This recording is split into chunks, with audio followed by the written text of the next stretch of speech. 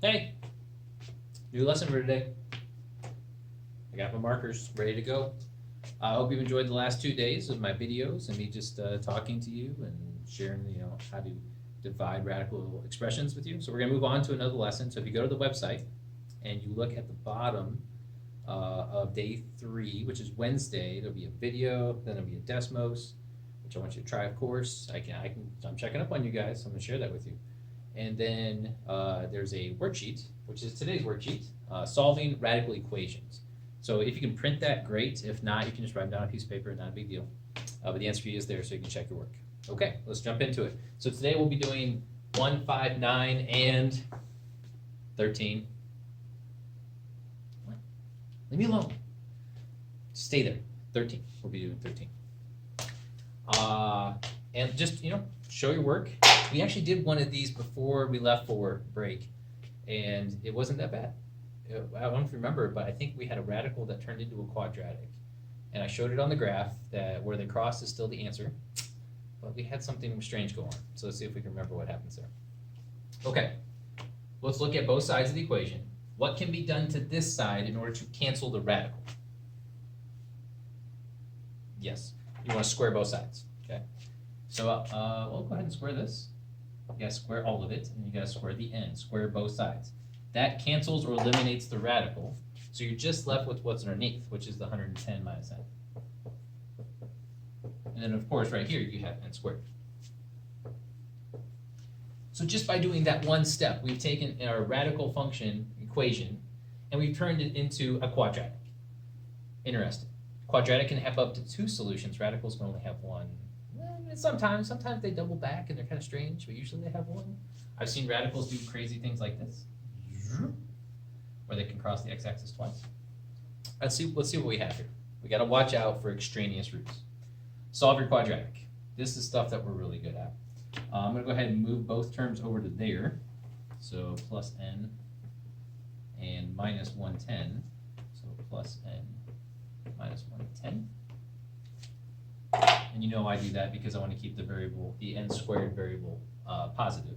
So now we have n squared plus n minus 110 equals 0. You can, the property of equality, you can move it over there, that's okay. Now I'm a factoring guy, so I'm going to go ahead and factor this. So if anybody wants to jump into quadratic formula right now, go ahead and do that and make sure you get the same thing I get when I factor. A would be 1, B would be 1, and C would be negative 110. But here I go. 2 numbers that multiply to 110, negative 110, and add to 1. Well, it's really not that bad. I'm thinking 11 and 10. Logan, you with me? 11 and 10, okay. And then we're going to go plus on the 11 and minus on the 10 because we got to get a positive 1 when we add those same 2 factors. Okay, set both equal to 0. This is the part I let you skip because we know it so well. And so this equals 0 and this equals 0, so we switch our signs. N equals negative 11 and n equals 10. Now, only one of those is a real solution. So we're going to plug it back in, and we're only going to keep one of those answers. I mean, we could end up keeping 2, but let's take a look at what happens when we put 10 back in. 110 minus 10 is 100. Square root of 100 is 10. And then you have 10 right here. The square root of 100 is 10, and that checks out. So we're good there. So we're going to keep this one. Now, if you put negative 11 right here, that's 110 minus negative 11. That's 121. If you take square root of 121, one of the possible solutions is negative 11. That could be a possibility. But if we end up with a negative here in the radical equation, then it's a no. So we're going to go ahead and cross that one out. Sorry, negative 11. You don't make the cut. Answer key will back me up there. 10. Okay. So again, if you plug it back in,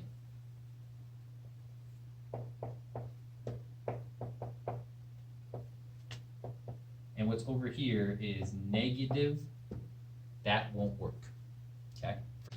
Sorry if the video is a little choppy. I've been having some issues with storage full, because apparently I don't know how to, back things up on Google. Is that level? I have no idea. All right, let's move on. Number 5. Let's take the same approach. How do you cancel the square roots? You cancel with the square. Let's do that to both sides. And that cancels the radical. So now we have x squared equals 42 minus x. Move both terms over. Add x and subtract the 42. I never know where to put that stuff. I think I'm going to go like right here. Plus x minus 42. And that looks weird. Everything's on the left side. Plus x minus 42 equals 0. Quadratic formula, people. Go. A is 1, B is 1, C is negative 42. For those of us that like to factor, this is easy. Two numbers that multiply to negative 42 and add to 1. Yeah, we got this. That's 6 and 7.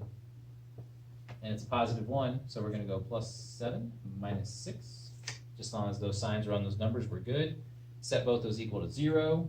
Switch your signs. X equals 6. X equals negative 7. That apparently that's a 7. That's how I write my 7s these days. Let's go like that. Better. Which of those is the solution that we're going to keep, if any? So if you put the 6 right there, that's 42 minus 6, that's 36. Radical 36 is 6, which is equal to 6.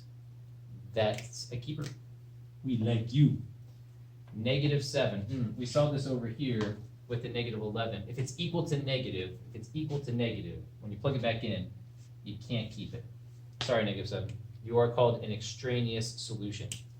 We ran into this before. Remember with our quadratics, when you have like a negative that represents something that's supposed to be positive, and you say, we're just going to ignore that, we're going to throw it out. Same deal, okay? That's an extraneous solution. We don't want that. Okay, number 9.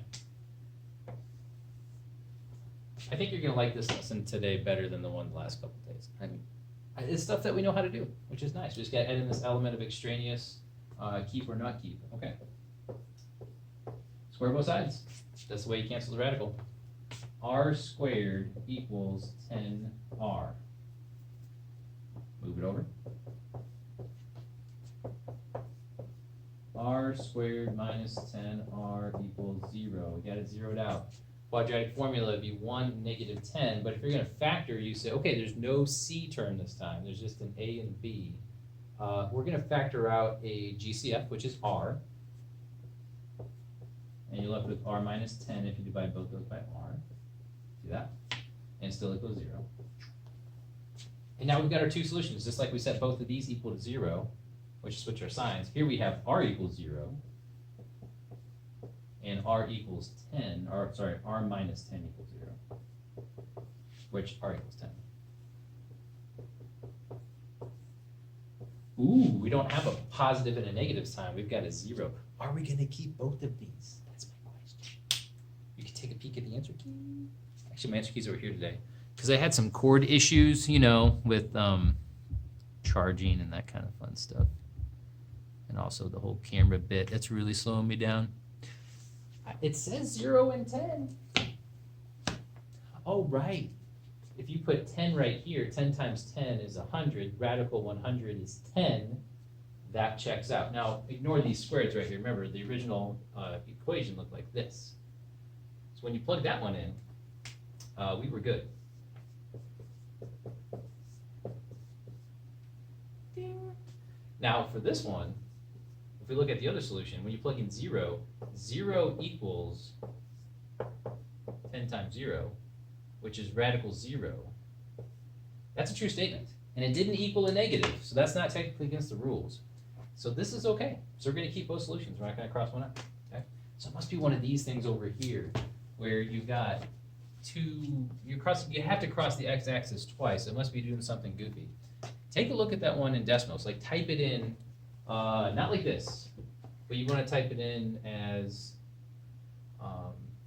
r minus radical 10r, okay? Like y or x minus radical 10x. And put it into decimals like that and take a look. And you'll see across the x-axis in exactly these two places. Okay, here we go. Oh, sorry, that one hit the ceiling.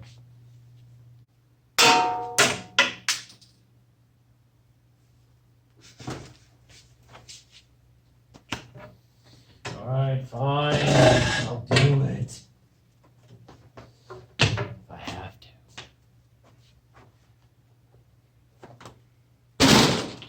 Number 13, here we go.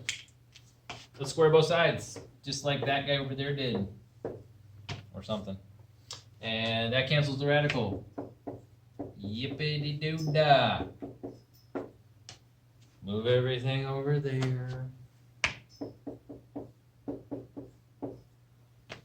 So easy. Cancel, cancel. Forgot to write it equal to 0. Hold on. Quadratic formula, people go. 1, negative 10, and 16. I'm going to factor it because, you know, it factors. Can anybody tell me how this factors? -8 and -2. That is correct. It's weird, like the voices like came through and I heard you. So weird. It is -8, -2. Negative, positive is negative, negative. We know that. Set them both equal to 0. A equals 8 and A equals 2. Now we said if you plug both those back in, it still has to check out. So go back to the original. All right, let's do this one over here. -16 plus 10. So let's start with the first one, times 8. And that's going to equal 8. Or does it? 80 minus 16 is 64. Radical 64 equals 8. I think we're checking out just fine right there. Check. You still have to check the other solution. Even though it's a positive, you still have to work it in there and see if it works out okay. So here we go there. -16 plus 10 times 2. And that's going to equal 2. That's 20 minus 16. That's radical 4. And that equals 2. And that checks out also. We're going to keep both those. They're both viable solutions. They're both good. Okay. We did 4 examples. Yeah. And all you need to do now is the rest of the first page, which I think you can handle because it's just solving quadratics. And then you get your solutions and just see if it works out. And if they don't, you cross them out, check with the answer key. And then we can try some more tomorrow. I think I'm going to throw a marker just because I want to. Yeah, this one's definitely dry. All right. You know I'm 2 for 2 so far. That one actually went in. It did. I mean, I'm 3 for 3. The other 2 went in also. Excellent. Okay. Have a great Wednesday. Okay, hold on. I'll say go and then give me a couple seconds and throw it, okay? Go.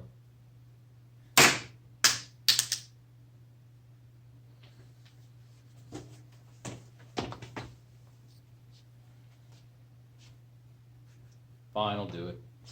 Or whatever.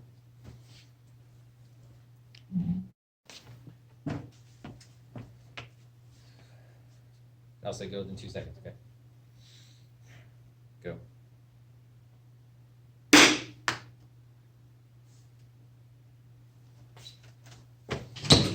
Oof. I was recording.